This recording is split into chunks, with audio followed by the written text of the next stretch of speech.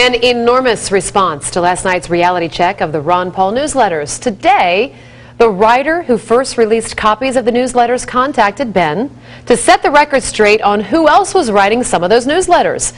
Ben has the information that isn't being reported anywhere else, and he's sharing it in a reality check reply all.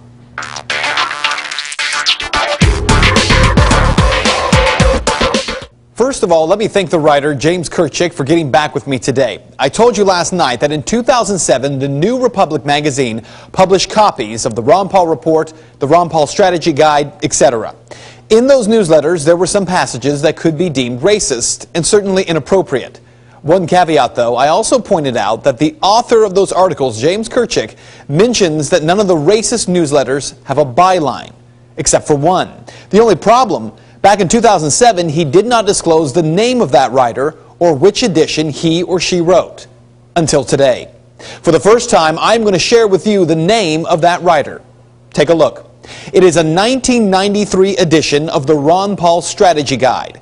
The article, How to Protect Against Urban Violence, and the author, one James B. Powell. After 4 years of reports on these newsletters from all kinds of media outlets, I have not seen this guy's name anywhere. And the full 8 pages, well, they match so closely to some of the other so-called racist newsletters, it is stunning. Powell writes about the 1992 riots in Los Angeles, as well as what he calls the Holocaust coming to America's urban areas. He calls California Congresswoman Maxine Waters a militant leader.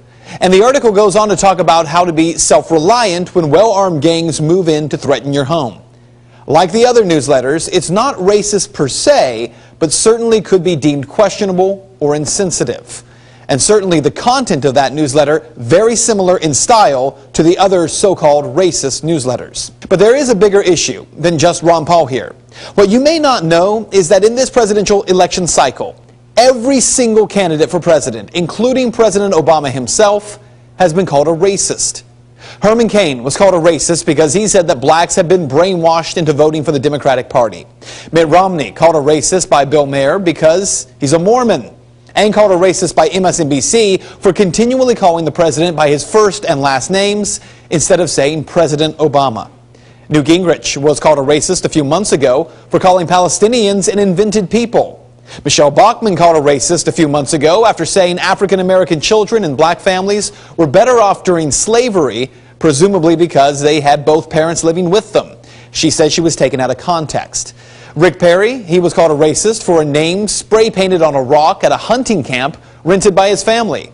Also saying he was taken out of context, by the way, one of the latest claims against Rick Santorum, he's being called a racist for a supposed statement that he made that blacks shouldn't receive welfare.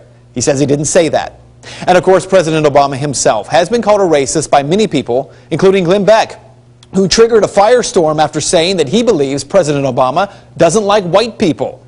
President Obama also called a racist for attending the Reverend Wright's church for 20 years. So here's what you need to know. The talk of racism has become the lowest form of political discourse. But even as I just went down that list of candidates, some of you at home thought to yourselves how the candidates you don't like, well, they probably are racist. And when you heard the name of a candidate you support, you thought, no, that's ridiculous. See how it works? Anything that can be deemed insensitive these days is called racist. Anyone who stands too close to those who say those things are racist. Under the examples I just gave you, are they all racist? Maybe none of them are. How about this year? We try to have an election based on substance and on ideas and on political record rather than on name calling.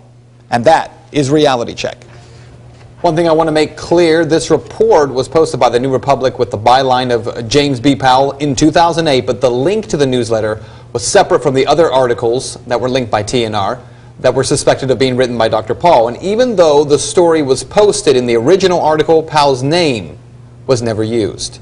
For the past 4 years, we have searched for and looked for any reports about this story and not found a single one about Powell and the Ron Paul newsletters, even from the New Republic.